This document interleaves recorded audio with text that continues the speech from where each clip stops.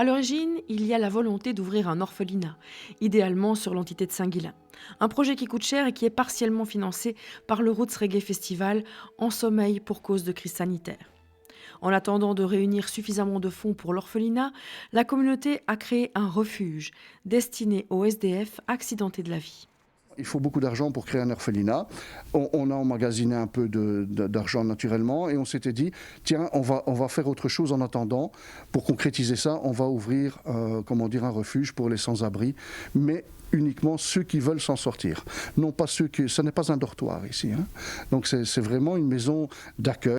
Pasteur de la communauté chrétienne Regard sur l'autre, Donato Della Valle a voulu porter un projet pour les autres avec une valeur d'exemple, fidèle à sa foi et à ses convictions. Si j'ai voulu faire ça aussi, il faut savoir une chose, c'est parce que non seulement je suis pasteur, mais j'ai été miraculé, moi, il faut le savoir. J'ai été sauvé par le Christ et je ne peux pas concevoir qu'un chrétien puisse se dire chrétien et puisse parler peut-être de Dieu aux autres en tant que pasteur sans s'ouvrir à l'extérieur. Moi, je veux vraiment marcher sur les pas de mon Sauveur, le pas du Christ, et c'est pour ça que ça s'est fait comme ça, voilà. Le refuge, c'est une maison qui porte bien son nom. Une dizaine de bénévoles de la communauté permettent à la structure de fonctionner. Ceux qui en ont besoin sont ici accueillis avec bienveillance. Je suis bénévole, je suis l'intendante, donc je m'occupe de tout ce qui est don, je surveille si tout est bien entretenu. Bon, s'il manque quelque chose, je m'occupe aussi pour de la cuisine, tout ça. Je regarde dans la cuisine qu'est-ce qui se passe.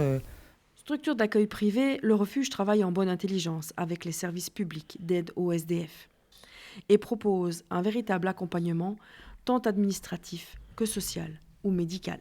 Et donc ces gens-là, on les accueille au départ. S'ils n'ont pas de documents en règle ou quoi que ce soit, on fait les démarches avec eux pour qu'ils aient leurs documents en règle au niveau communal, la commune et compagnie. On les aide aussi médicalement s'il le faut, parce qu'il faut savoir que nous avons des bénévoles chez nous. Il y a un médecin, il y a une infirmière, il y a un avocat, enfin il y a même 2 avocats. Il y a plusieurs personnes, il y a un staff qui est bien composé, qui est là. Un refuge qui fonctionne comme une famille avec ses règles et ses prescrits. Pas question de consommer des stupéfiants, de zapper la douche ou de laisser les espaces communs souillés. Les résidents font leur lit, leur lessive, préparent leur repas et ne peuvent pas boire d'alcool. Le premier but, c'est quoi? C'est reprendre des gens qui sont à la rue, qui ont tout perdu, parce que ça peut en être tout le monde, ça peut arriver à n'importe qui. Ça peut aller très très vite. Et il y a des gens qui n'ont pas demandé à être là et qui ne demandent qu'à s'en sortir. C'est ces gens-là qu'on veut aider. Aider les sans-abri tout en restant fidèles à leur initiative de départ.